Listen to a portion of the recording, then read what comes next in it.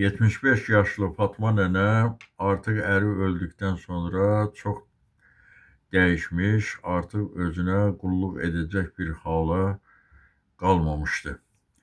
Bunun iki oğlu vardı. Bu iki oğlunun hər ikisini evləndirmişdi. Onlar ayrı-ayrı yerlərdə yaşayırdılar. Böyük oğlu varlı pullu idi, kiçik oğlu isə kasıb güzaranı olan bir vəziyyətdə idi. Fatma arvad artıq bu vaxtı ərindən qalan evi satdı və bir qismini də, pulun bir qismini də böyük oğluna sərmayə qurmaq üçün verdi. Və özü yaşamaq üçün böyük oğlunun böyük bir malikanəsi olan evə gəldi. Amma bunun yoldaşı çox deməli bədraftar qadın olur. Bu qaynənəsinə gün verib işıq vermir. Qaynənəsinə evin bir qaranlıq küncündə bir otaq ayırır və səliqəsiz bir yerdə qaynənəsini yerləşdirir. Qaynənəsinin yaşlaşıb əlləri əsdiyindən yeməyi yeyərkən dağıtdığından ona plastik boşqablarda yemək verərdi və misafirim olacaq, rəfiqələrim gələcək deyə otağa salıb onun bərk-bərk qapısını bağlayardı ki, bunun iyi-mi heç kəs görməsin, sonra bizə qəbahət bilərlər. Bu minvalla qadın çox pis vəziyyətdə bu oğlunun bu cür malikanəsində gün keçirirdi. Bir gün bu kiçik gəlini qaynənəsinə baş çəkmək üçün gəlir.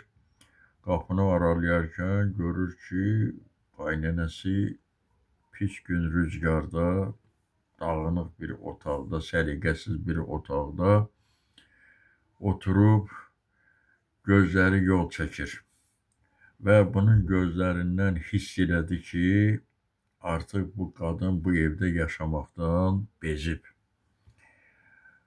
Gözləri ilə sanki ona məni buradan qurtar deyirdi. Bunu görən kiçik gəlin böyük gəlinin yanına gəlir, deyir, bacı, siz bu qadına niyə belə münasibət göstərirsiniz? Bu qədər böyük malikanədə siz ona niyə belə bir yer ayırmısınız? Hətta plastik boşqablarda ona yemək verirsiniz. O bütün gəncliyini, varidatını sizə xərcləyib. Siz indi ona bu cür münasibət göstərirsiniz. Gəlini heç bunu vecinə almadan deyir ki, ürəyin yanır, götür apar özün saxla. Mən artıq bu yaşlı qadına baxmaqdan bezmişəm.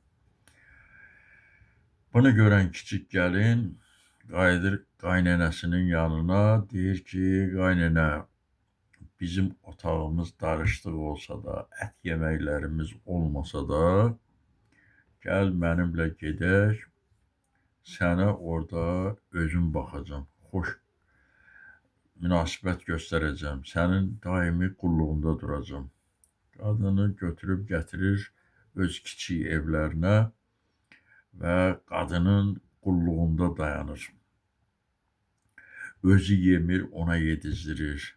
Hər gün saçlarını darayır, üst başını təmizləyir, yuyundurur, eləyir.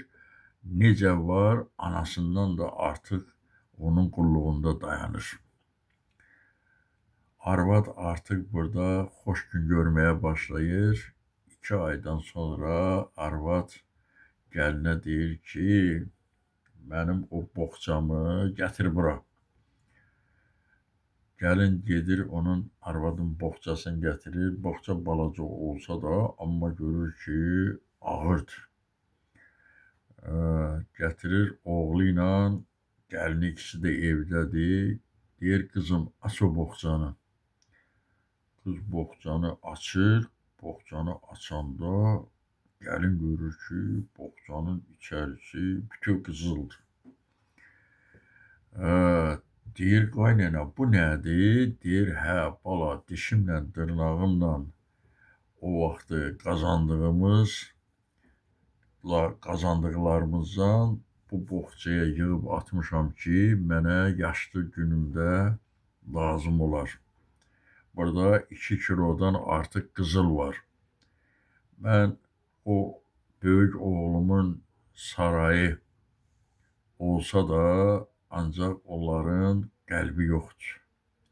Və bu qızılları mən dar günüm üçün saxlamışdım. Və gözləyirdim ki, görüm kimin ürəyi qızıldandır, kimin ürəyi daşdandır. Və bu qızılları da həmin adama verəcəm. Ona görə gördüm ki, böyük oğlumun evindəki vəziyyəti, amma siz mənə necə baxdınız? Ana kimi özün yemədin, mənə yedirdirdin, qulluğumda dayandın, saçlarımı daradın. Ona görə qızım, bu qızıllar sizə çatacaq. Halal xoşuz olsun. Ana sütü kimi bunu xərc edib özünüz işlədərsiniz.